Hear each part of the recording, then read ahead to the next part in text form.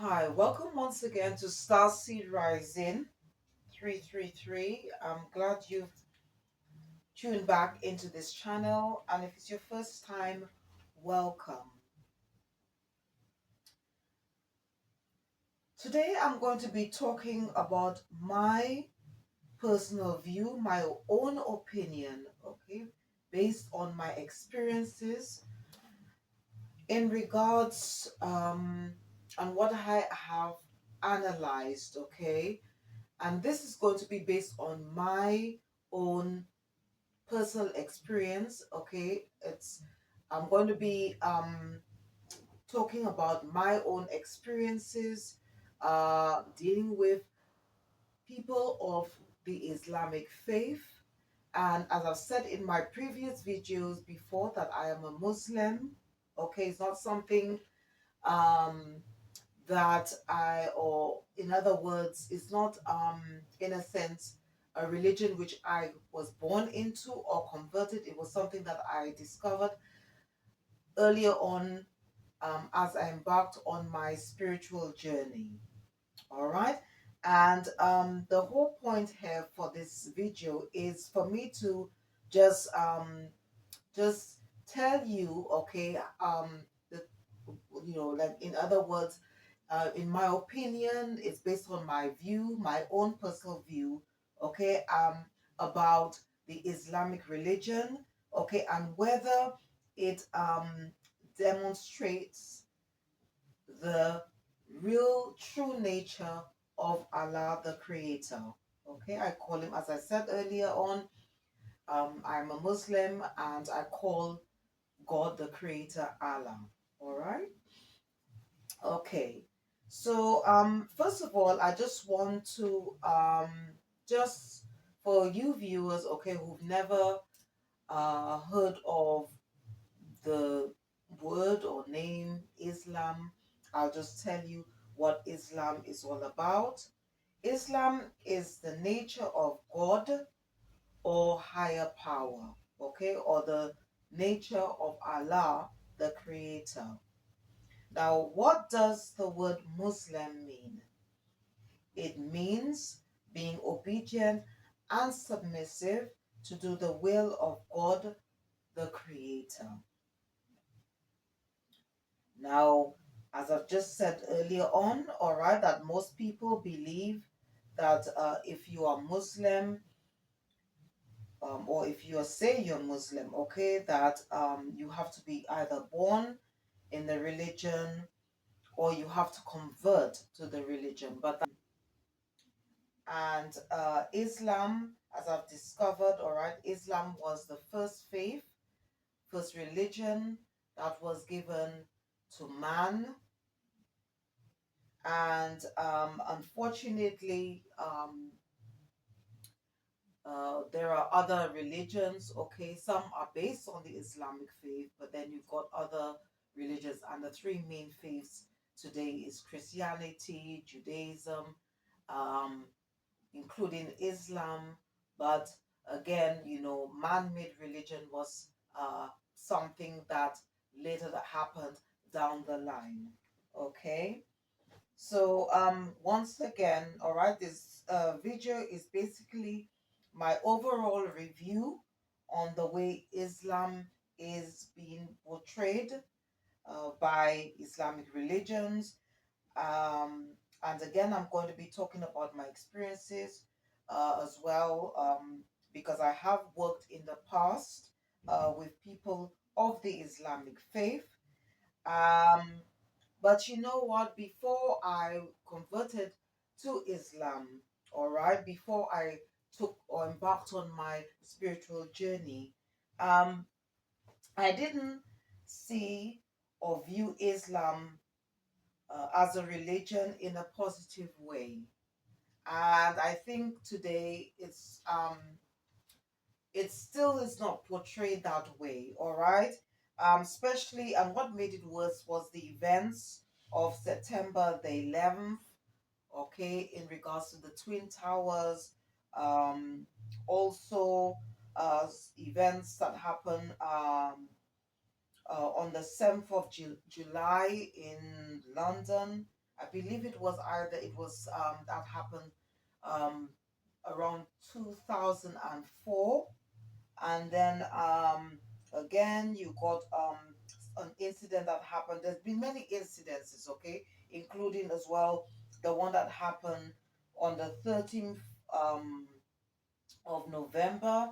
I believe it was in Paris as well. Um, so I just thought, that, and sometimes, as I said before, I have worked with people of the Islamic faith, um, and earlier on my journey, all right, I was guided after heeding the call. I was guided to listen to the Honorable Louis Farrakhan, okay, who is the current leader of the Nation of Islam, which is an Islamic religious group in America. Um, and I must, once again, I have a lot of respect for the Honorable Louis Farrakhan. Um, I have learned so much from him. He's a great spiritual teacher, and he is doing he's doing um, very good work, all right, in regards to helping to elevate people of all races. Although at the beginning, all right, the whole point was very much focused on the black race, but as time has gone on, and obviously we are living in the last days. And his mission, he's always said that first his mission is to help and develop, to bring the black man, the black race back to the state of how we were meant to be created. But he's also have brought together other races, and many people of all different races have joined the Nation of Islam. But I was not guided to join the Nation of Islam. All right. And I was guided to just choose another path. All right. But I have a lot of respect for the Honorable Louis Farrakhan. All right. Um, but the interesting thing here is that as much as he talked a lot, okay, about Jesus of 2,000 years ago, about the founder, as well, of the Nation of Islam, and but this about he didn't really go much into detail, okay, about the Sharia, okay, which is known as um, the Islamic Talmud. He did briefly talk about the Babylonian Talmud, which Jewish people tend to follow, all right, more than the Torah. But this, I didn't really know much about the Sharia, which, as I said earlier, is the Islamic Talmud. But then I was guided to create a video, okay, based on the Sharia. So when you have a chance, please check it out, okay. And as I've said earlier, if you do enjoy this video, or you've watched my other spiritual enlightenment videos, as well as I also do readings as well. So please check them out when you have a chance. And if you enjoy my videos so far, please don't forget to click the like button, subscribe or share, or just leave a comment. And thank you once again for taking the time out to view this video. Um, Now, as I've said earlier on, okay, fortunately, I have worked with people from the Islamic faith.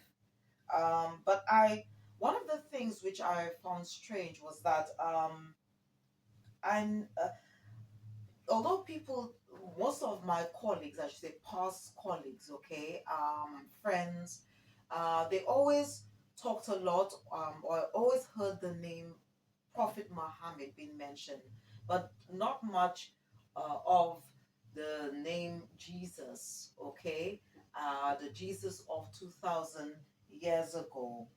All right, it's almost like he didn't exist. All right, even though some scholars do admit that they acknowledge Jesus of 2,000 years ago, but I believe that he's called Arabic name called Isa. I could be wrong here, all right. But this is what from what I have learned, all right. And as I said, that they talk a lot about Prophet Muhammad, they praise him, all right. They put his name a lot in their prayers, okay. And unfortunately, sadly, they leave Jesus's name out, okay. And I've also found out, okay, that the Jews have also done the same.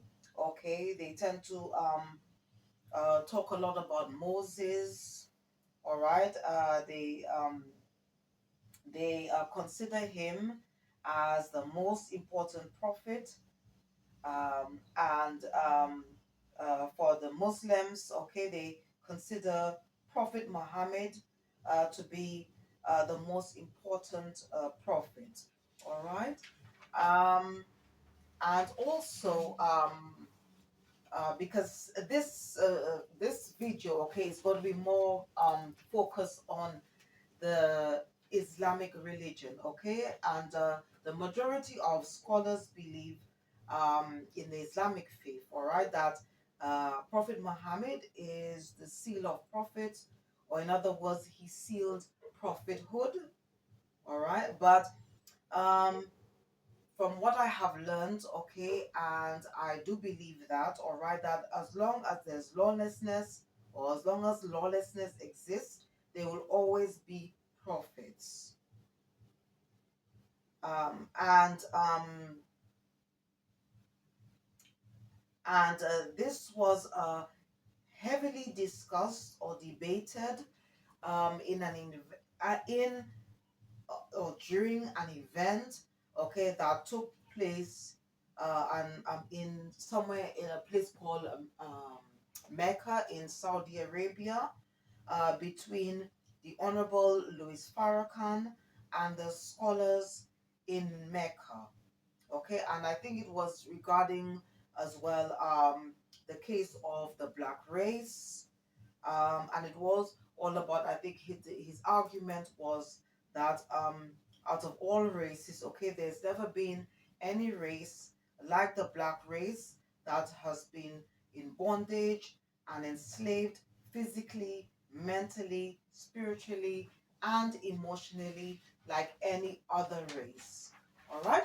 Now, although uh, division has already exists, or okay, it is apparent, okay, it does um, exist, all right, but unfortunately, you know, there is a greater, wider division now more than ever among Muslims. um, as well. Okay, there is also there's a division between Islam and Christianity, but there is I, there is a great division, all right, within the Islamic community, all right, because you've got so-called Orthodox Muslim, then you have traditional Muslims, and then you got modern day Muslims. For example, you got the Nation of Islam, and also the Muslim Brotherhood.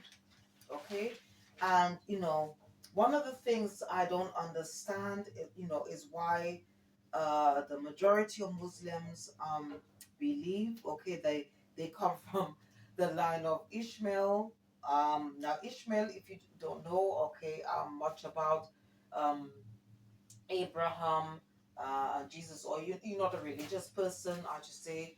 um then from what I have discovered, okay, that yes, it's true that Ishmael um was Abraham's firstborn, um but the Jesus didn't come from that line. Okay, so yes, it's true that Ishmael was the firstborn of Abraham, But Jesus comes from the line of David, the seed of Abraham. All right, and this is all to do with it's the thing that we need to focus on is the covenant, because the covenant was made between Allah and Abraham, and it was to do with Isaac. Okay, because Abraham proved that he trusted, had faith in the Most High, and he was rewarded. Okay, he was rewarded for his faith. Okay, in trusting, in believing in the Most High, and as a result, okay, Allah made a covenant with Abraham, and it was to do with Isaac, not to do with Ishmael.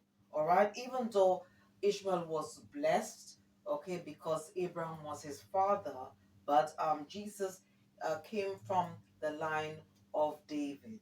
All right, now and also, all right, his father, Jesus's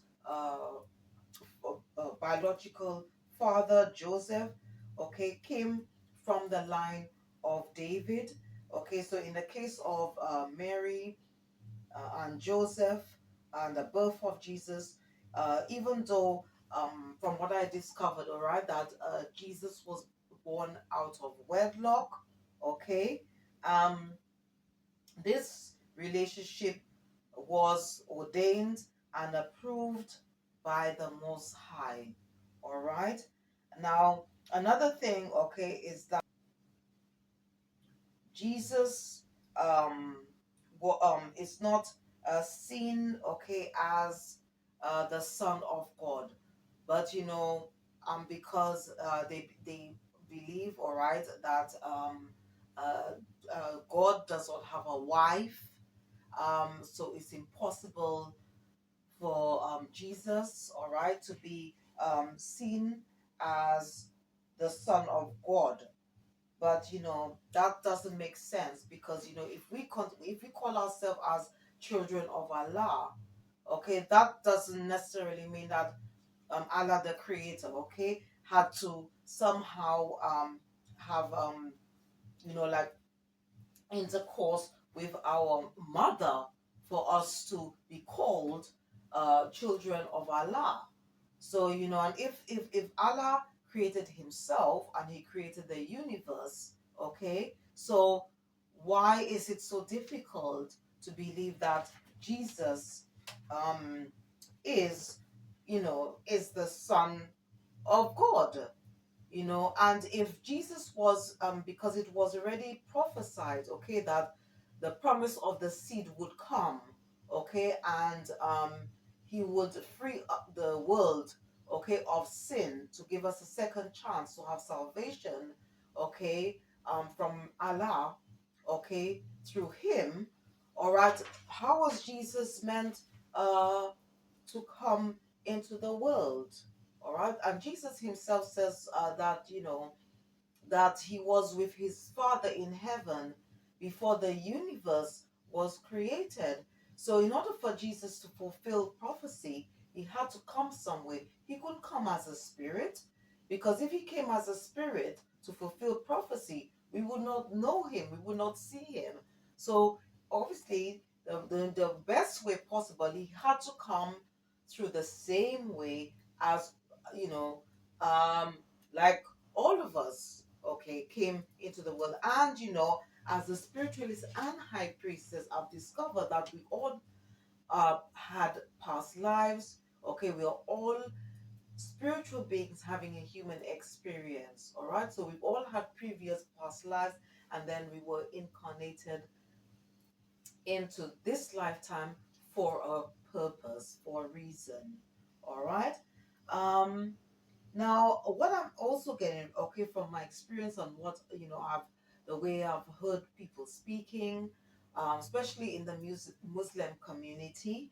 All right, you know what? To be honest with you, I sense there's a bit of arrogance there as well. Okay, among some Muslims, because um, I don't know if it's because they feel, well, that this whole thing about they're practicing Islam, the original faith um, that was given to man, and they feel that maybe that they know it all, um, and they feel that they are better than people from other faiths.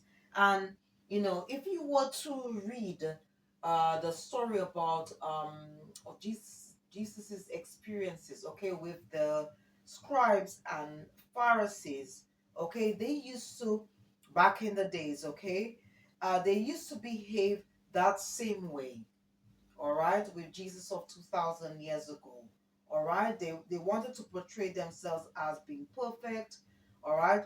Um, they always felt that they were sort of like they felt that they had were in a better position to teach and preach to people, all right, better than Jesus, okay. And in my when it comes to my personal opinion, okay, one of um the reasons I do believe, and I think it's because, okay, they highly I don't know if it's also because of the way Jesus was born, all right, because maybe because he was born out of wedlock, and because he was born or conceived the way like we as all of us have been conceived. They seem to, I don't know, they seem to think highly of Prophet Muhammad, okay, to the point that they put him above Jesus. And I don't understand it, because I mean, Prophet Muhammad was conceived the same way as Jesus, as all of us. So, you know, is it because Prophet Muhammad was given the Quran? I don't know, because Jesus brought the gospel, Moses brought the Torah, okay, and there are many other prophets who have written seers, who have written documents, testimonies. So I really don't know why that's the case, because at the end of the day, um, that Jesus is the most should be put above all prophets, and the reason for that is because you know Jesus, as I said, he was with his Father in heaven. Okay, before it was the universe was created. All right, he because and also he paid the most, or I should say, the greatest price of all. Okay, he sacrificed his life so that we all can have a second chance to help us all to lead us back to the straight path. All right. You know and yeah, and through and Jesus himself says, I am the way, I am the truth, I am the life. you know yes, I do acknowledge and respect Prophet Muhammad, as well as Moses and all the other prophets before and even today. you know but when it comes to Jesus, okay, as and the other prophets, that we have to acknowledge and um, that the Jesus of 2,000 years ago is the most important of all prophets, and he should be put above all prophets, and that is also written down in the Holy Bible as well, that where it even says that Jesus is above Moses, because Jesus himself says, I am the law, and all laws that was given, to whether it was to Moses or to Prophet Muhammad. He says that even though it was ordained and proved and written by Allah the Creator, it had to go through him. Okay, Jesus said these laws had to go through him, okay, and then given to the archangel to be delivered to Moses, to Prophet Muhammad, or any of the other prophets. Okay, and another interesting thing, all right, is that as well, um, what I've also discovered, all right, that a lot of Muslims, they don't really acknowledge much the Torah, and they disregard um the Holy Bible, okay, and their argument for the Holy Bible, they say, well, that a lot of books were taken out, a lot of verses were added in, a lot of words were added, and well, yes, it's true that was done, okay, but especially if you are of the black race, all right, or you're a person of color, it's very important to acknowledge the Holy Bible, all right, to acknowledge it, because um, as the Honorable Louis Farrakhan said of the Nation of Islam, he says this is the Holy Bible is basically black man's history. Okay, and it is true, all right, because if you were to do your research, all right, you'll find out that okay, Jesus was a black man, all right, David was black, Solomon was black, Noah was black, Abraham was black, so we cannot disregard. And obviously, again, there are a lot of testimonies, and from what I've discovered, all right, that the Quran, okay, even though um, it was given to Prophet Muhammad to rectify and to give the Bible, to bring some form of justice, okay, to what had happened to the Holy Bible, okay. I consider it also, for example, like reference book, okay, to and also a book to fill in the parts, okay, that were missing or that was taken out, okay, because obviously, when I heard of that Islam was the first religion that was given to man, okay, thanks to Allah, all right, I was able to gain a copy, okay, of the Quran, and I was able to um do my own research, and I actually found these words written in the Quran. Okay, even though unfortunately it's not in the Holy Bible. I don't know about the Torah because I don't have a copy of the Torah, so I can't really talk much about the Torah as such. All right, so um, and another interesting thing, all right, is that when I was doing, like just basically doing my research and trying to find out information about the Sharia, all right, I found out, okay, that um, the Quran, all right, is not sacrosanct. Okay, it's not sacrosanct, it is abrogated. However, the Sharia is sacrosanct, and the Sharia can never be abrogated or annulled. And I thought, oh, that's interesting, you know, because I really thought that the Quran was sacrosanct. That's what I really thought. Okay, and this is things that I was, really. That was one of the things also that was very puzzled, and about, because as far as what I have learned or can have discovered, that Allah's word is pure and simple, and easy to understand.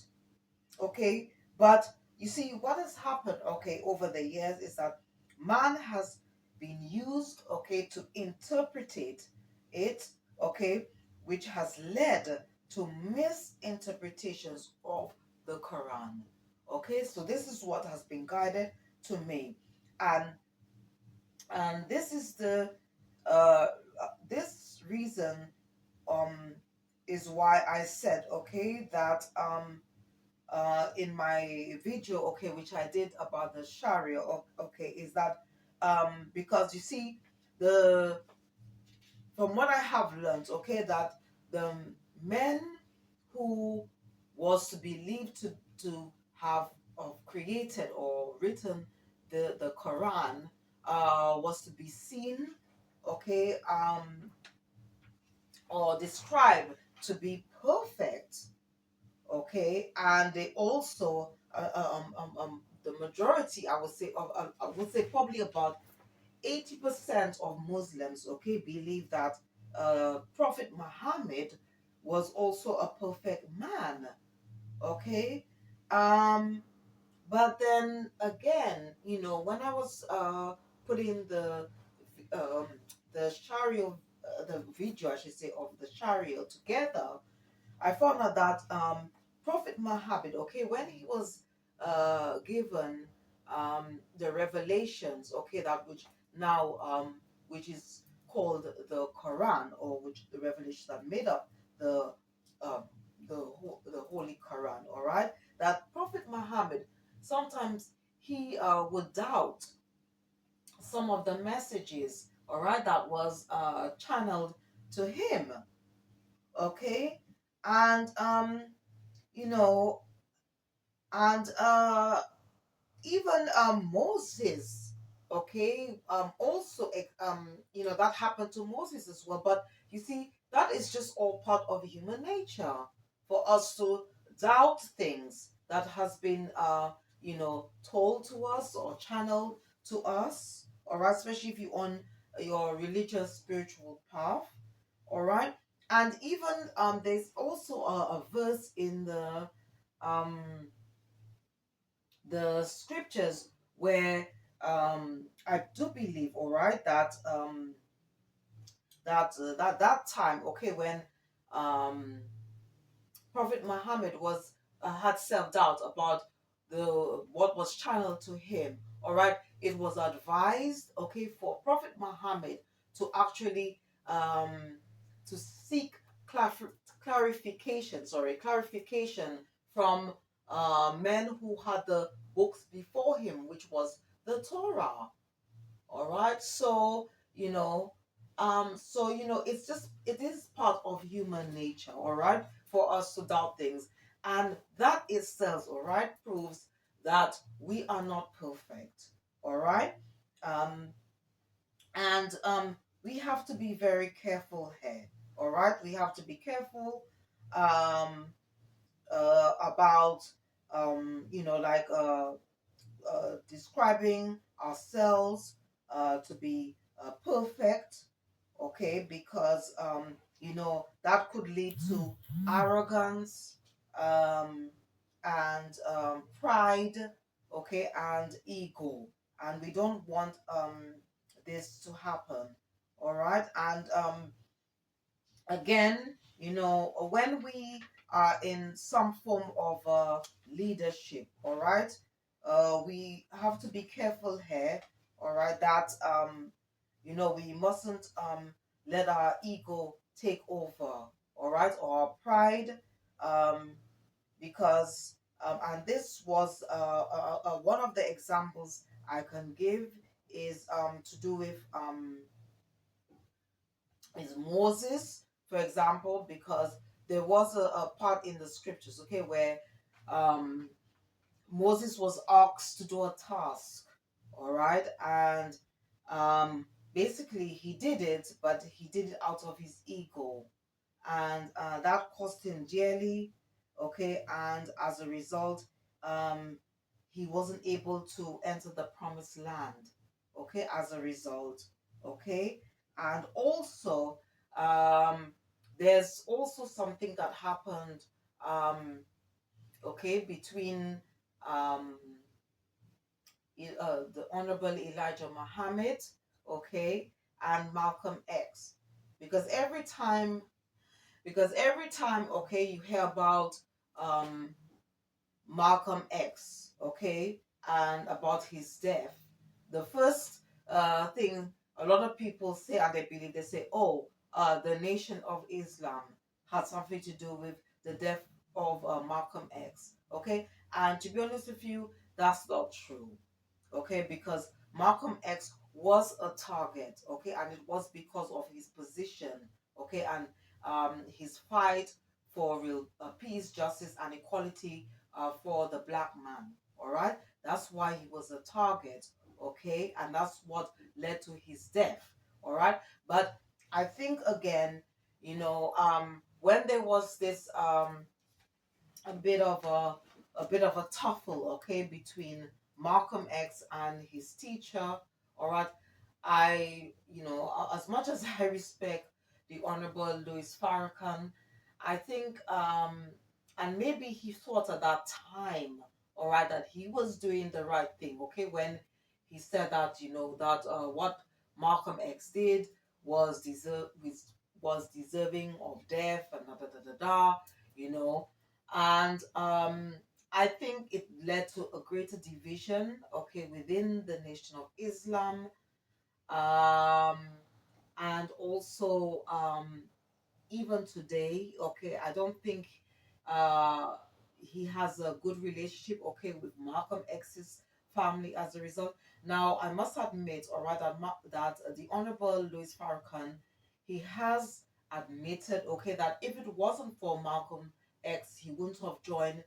Or he had doubt, okay, he hesitated a bit when it came to joining the Nation of Islam, and he said, it wasn't until he heard Malcolm X speak, and it was like he just said right now, yeah, yeah, yeah, I must join the Nation of Islam, you know, he has acknowledged the good that Malcolm X has done, but it's just that because of these words, because again, words are very powerful, and if we're not careful, it can be misinterpreted, all right, and because of what he said, and he said it more than once. It just, it sort of created a great cloud, okay, over the Nation of Islam. So every time, you hear about the death of Malcolm X, you know, you think of the Nation of Islam, and even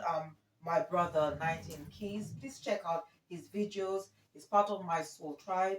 He is a Muslim as well. And I remember one time he was being interviewed, um, and again this came up. Okay, although he was asked, okay, why didn't he join the Nation of Islam? Okay, although he gave a lot of praise to the Honorable Elijah Muhammad as well as the Honorable Louis Farrakhan, but he said, he had his own path to tread. All right, so he didn't join, but again that thing came up, okay, about what went on within the Nation of Islam between Malcolm X and the Honorable Elijah and all of that, and then once again he had to defend the Nation of Islam as well. So so we have to be very careful when we are in a position of leadership. You know, um, we must make sure that we don't um, get to a point where we have to be very careful that our ego doesn't, or pride doesn't take over, okay, and even in the case like where you know between um because you see the thing is that when things happen, okay, even like with the case of Moses, these these things, okay, are there, okay, to help us that when we are in leader, it doesn't always have to be spiritual or religious dynamic, okay, it could be to do it for work environment, especially if you are a boss or you own your own company, and you are the manager, and someone, okay, maybe your employee comes to you, maybe you did something and you were not aware that what you did was wrong, okay, it could be something you said or something you did, all right, some action you took, and let's say your employee came to you and wanted or told you something about, like, like maybe what you did, some a bit of like of what they describe as constructive criticism.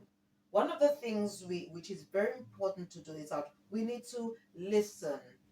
Okay, we need to listen and not think that because we are a leader, a teacher, or in some authoritative or have some authoritative position, okay, that we feel that because this we are their teacher or their leader or we are their boss, that we shouldn't listen. Okay, and if we are not sure, okay, before we react, okay, in a negative way, what I would suggest is that we should pray. Pray to the Most High, pray to Allah, pray to whoever, I don't know how, whatever name you call your God, because I'm sure there are non-Muslims who are watching this video, okay, or maybe you don't belong to any spiritual or religious, but it doesn't matter.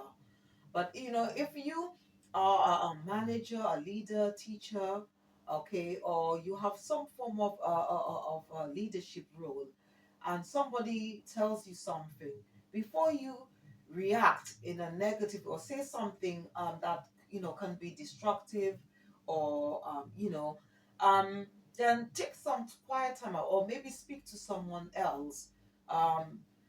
Or even the most important thing is to just pray, because sometimes we may think that we know it all, and that's we are going down a dangerous path here, and it could lead to our downfall. So we have to be, and it could do more damage than uh, good. All right, so we have to be careful here. All right. um and another thing, all right, that I was also, as I said earlier, apart another thing is that this thing about this code of silence, is another thing as well, and within the Islamic community.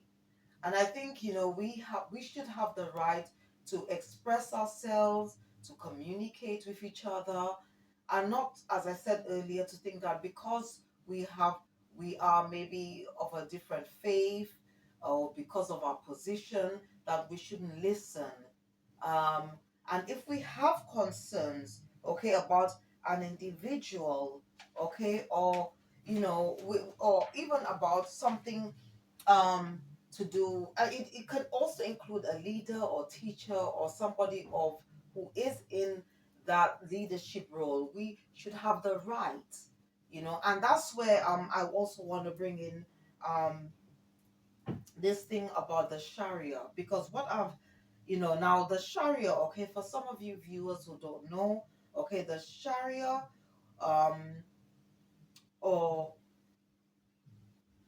I would say the Islamic Talmud, okay, was began to develop after the death of Prophet Muhammad in 632.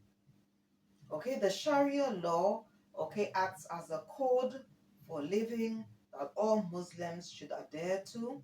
Muslims are also bound by Sharia on personal matters. It is a comprehensive law that governs all aspects of the Muslim's life, including personal conduct, worship, social interactions, and legal matters. Okay? Um, and as I said before, okay, and let me just tell you a little bit more what I have on. Okay, that the Sharia law, okay, is sacrosanct. It can never be abrogated or annulled. Okay, now the justification, okay, for creating um the Sharia law or the Islamic Talmud, is because there was there was a scarcity of legal provisions in the Quran. Okay, so as a result, a group of scholars developed a comprehensive legal and political code. Okay, which somehow, for some reason, for me, it just doesn't make sense, because we already have, well, or have three books, guidebooks, which is the Torah, the Bible, and the Quran. Okay, and once again, I was guided to make this video about the Sharia because and to just go into detail about whether if the Sharia was approved and ordained by Allah the Creator, because there is This has caused quite a lot of division, okay, among the Islamic community. Some scholars, okay, or imams of the West describe it as very outdated, it's from another world. All right, and I also they also agree, and I also agree with them, that it doesn't portray Allah Himself or His qualities in a positive way. All right.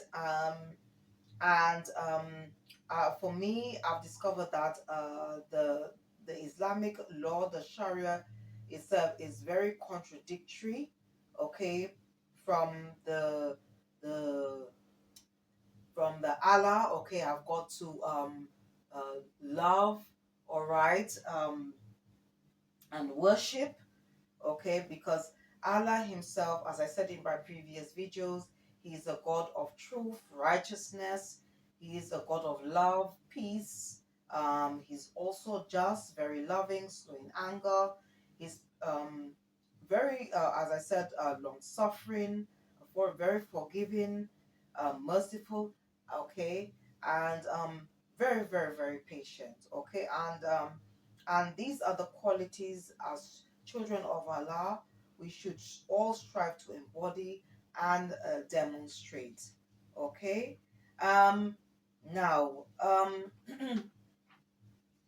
And again, we should always remember, okay, that as Muslims, that no one is perfect. Okay, no one is perfect, and that again has been confirmed by King David, okay, who wrote in the book of Psalms 143, okay, where part of the verse 2, it says, "Enter not in judgment with thy servant, for in thy sight shall no man living be justified." Okay, also in Psalm 118, verse 8, it says, "It's better to trust in the Lord than put confidence in man." Psalm 62, verses 9, it said, "Surely men of low degree are vanity, and men of high degree are lie."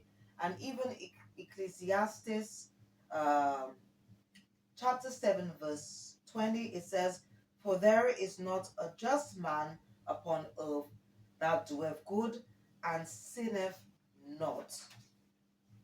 All right.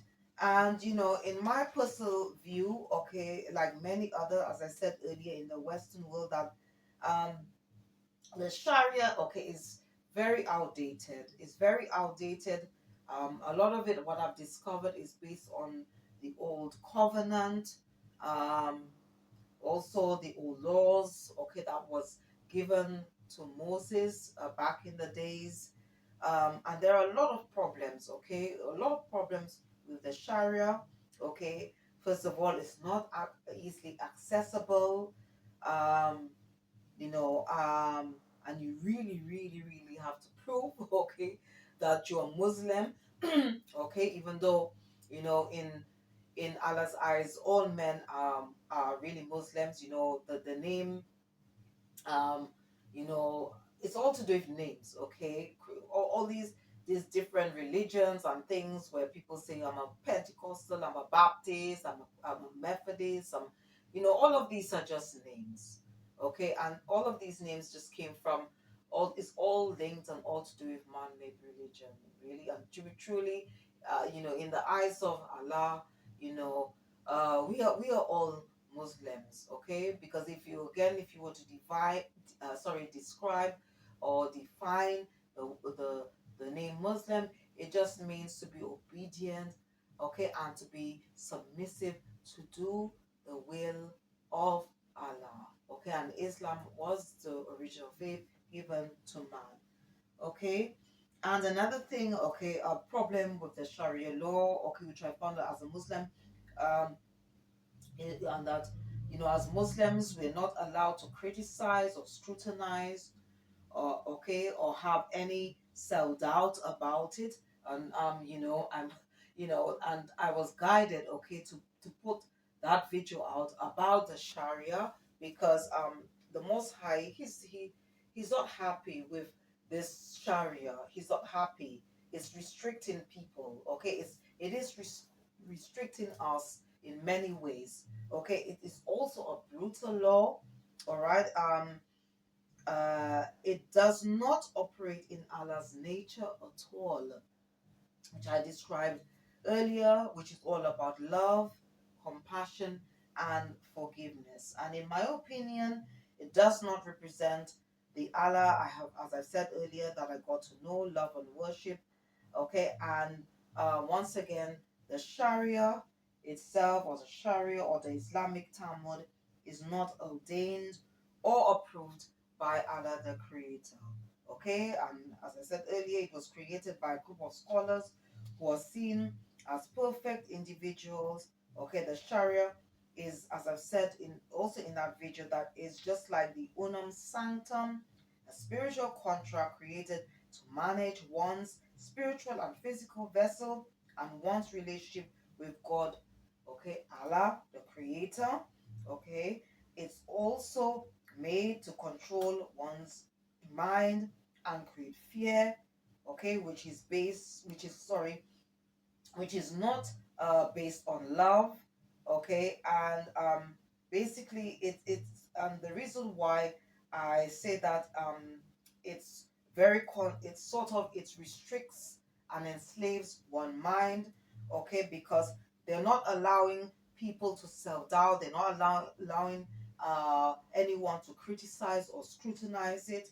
Okay, and it's, in other words, it's almost like you are again a slave spiritually, not physically but spiritually.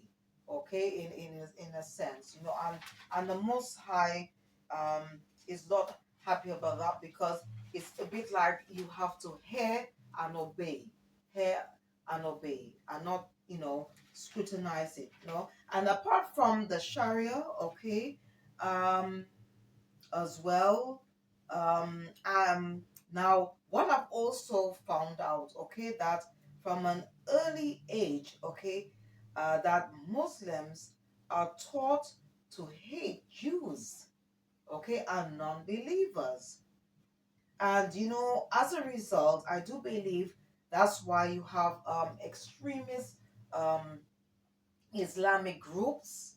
Okay, and I also believe that is the reason why you had a lot of these terrorist attacks that happened.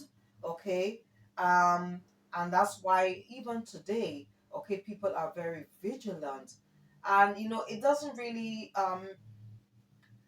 I would say portray Muslims, in a positive way, because I think a lot of people, or especially if you are non-Muslim, a non-Muslim, or you know, it doesn't really, because as soon as you hear the name Muslim, you all you think about is you associate the name with terrorists.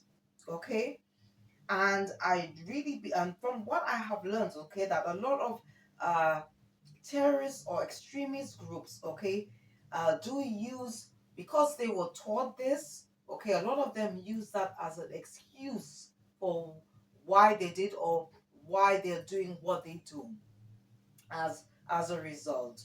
Okay, and this definitely is not what Allah is all about, because I said that Allah is a God of love, forgiveness, compassion, and this is what Jesus of 2,000 years ago was all about. Okay, Jesus was all about love. If you see the pictures, if you ever see the picture of Jesus of 2,000 years ago, what do you see? You always see Jesus, okay, with his heart exposed. And why is that? Because Jesus was all about love. You know, Jesus never, when he came, when he was on this earth, okay, Jesus didn't break the commandments, okay? He didn't break the commandments that was given to Moses. Okay, although there were a few that the Israelites or the Jews had to continue to do up to a time till he came. Okay, that's why he was given the title the king of the Jews. All right, because he was meant to bring or to lead the Jews back to the straight path. All right, um, but obviously, unfortunately, he was rejected. But Jesus, okay, he left two commandments, and he said these two commandments were greater than the ones that was given to Moses, and it was based on love.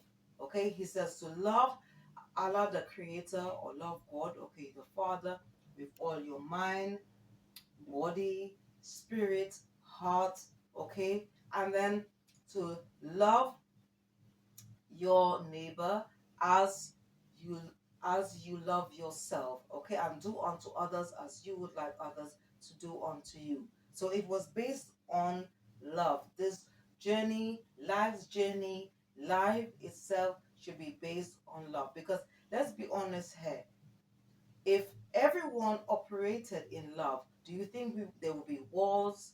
Okay. Do you think there will be conflict? Do you think all what is happening in this world today do you think all these problems would exist in this world today? No, it wouldn't. So, at the end of the day, that we need to take that into consideration here. All right, that Jesus left two commandments that was solely based on love. All right. So, and he was an individual, okay, that was very welcoming to non-believers, okay. He showed a lot of compassion, okay. He even encouraged uh, us, all right, to forgive our enemies. Yes, it's written down. It's written all in the book of Matthew, all right, and some other books as well in the New Testament, in the story, all right, where Jesus actually spared the life of a woman that was accused of adultery. Okay, and if you were to compare like the how Jesus demonstrated the love of Allah, all right, and you compare it with the Sharia, it's just there is such a huge difference there. And this is why a lot of Muslim scholars, all right, even describe even describe the Sharia as something that's not, for it's not realistic. It's brutal. Okay, it's out of this world. It's not based on love, and this is why Allah is, He's not happy. Okay, with the Sharia. Okay, he and Jesus, spared this woman, and one of the things he said, to those whoever that wanted to stone this woman, he says, who have no sin, cast the first stone, and no one was able, sorry, to unalive this woman as a result, you know, as a result. So we have to be very careful here. Okay, we have to be very, very, very careful here. Okay, now, and also what I wanted to do as well, I wanted to go back, all right, and just to discover, okay, like about the penalty for theft, okay, because you see with the Sharia, okay, there are, where, like if you were to steal something from somebody, okay, okay, there is a chance, okay, where there is going to be this case where, like where um you might have to, there could be something to do with amputations and things like that, okay. um but then what I discovered, all right, that when I went back to discover regarding the old laws that was given back to the Israelites, okay, back in the time of Moses, okay, I found out that if someone was to steal something from somebody, that this person, okay, this was to come, whoever stole from this person, they had to sort of compensate, okay, by maybe paying this person in forms of I guess some in case of money or things like that, or the value of what they took from this person. All right, but the Sharia, it just extended that, so definitely it's really a brutal law. Okay. And another thing they wanted me to mention is the thing about the treatment of women. All right, because um Jesus of 2000 years ago, he loved women, he respected women, and Jesus had a lot of women around him. And in fact, the two individuals that went to or discovered Jesus was not in the tomb, was two women. All right, it's I believe it was one of the women was Mary Magdalene. Okay, um, and he really respected women, and he never treated women as second class citizens, because to be honest with you, without women, men would not exist. All right.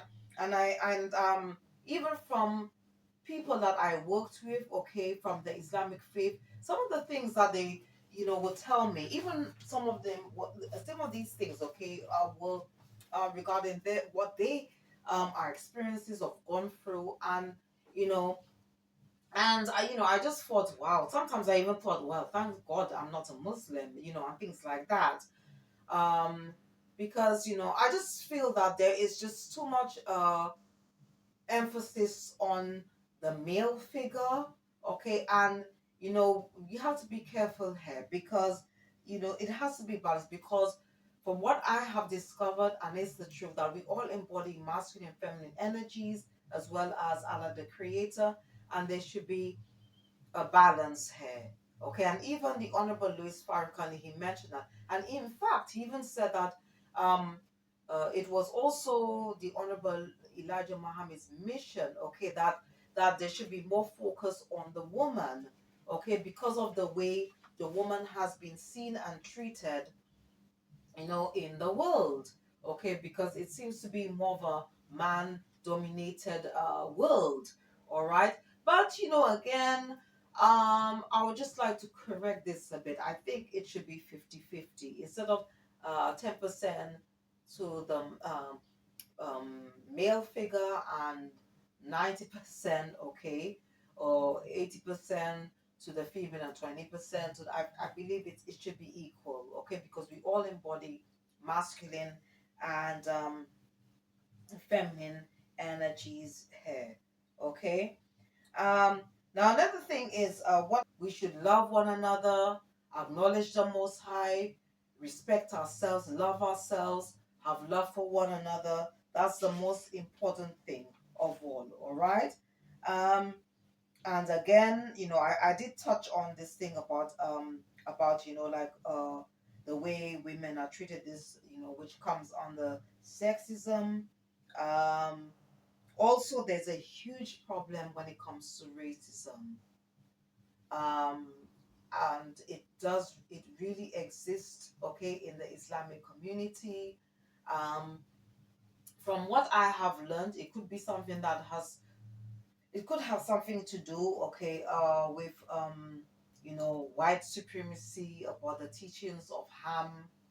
Um, and unfortunately that exists, although colorism does exist in other religions and communities as well, but and the Allah is not happy about that as well, um, because some for example lighter or skin Muslims do look down at darker skin, and I know that, and I have experienced that myself. I have heard about those things, because as I said, that I worked with people of the Islamic faith.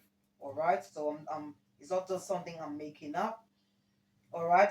There's also this thing about idolatry as well. And as I said earlier on in the video about um, you know, glorifying a prophet above Allah the Creator, that shouldn't exist. all right, because Allah created himself, he created the universe, including man. So we shouldn't put any prophet above the creator, okay? And as I said earlier on, that Jesus of 2000 years ago should be above all prophets because he paid the ultimate price, okay? He sacrificed his life, okay, so that we all can have a second chance, or because free the world of the bondage of sin. Jesus of 2000 years ago said, I am the way, I am the truth, I am the life. All right. When he came um on earth, he balanced a lot of things out, okay, so that we can all have a second chance, okay, to have everlasting life, okay, through him. All right. um and we should never, think and put any profit and consider any uh especially Prophet Muhammad, okay, to consider him as perfect. No one is perfect. No one is perfect. There is always a chance that we can all sin because we all are sinners. So, even though we may strive to be obedient, we may strive to be upright, to be submissive and to the will of Allah, we should all have in the back of our mind, we all have the ability to sin, okay, because we all embody a light and shadow side as well as Allah the creator, okay, and it's all about mastering the light over the dark, okay. um so we should always we should remember that, all right. And you know and to conclude, okay, we should all acknowledge the books. Let us all um operate, okay, in God's, Allah's nature, okay. God is universal, Allah is universal, is in every one of us, all right. um and his nature is all about love, peace, equality, and freedom, because God is love, God is universal. God is in everyone. Okay? Allah is love. Allah is universal. Allah is in everyone. All right? So I hope you enjoyed this video. I hope it's going to help you as you go through life's journey. All right. I hope it will make you, okay, become a better version of yourself. All right. And I hope that we all, including yourself, operate in the essence of love. All right. Thank you for tuning in. Thank you for watching my videos out on my channel. Thank you for your support.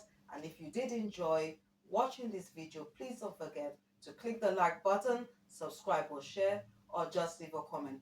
Thank you for watching. See you next time, and goodbye.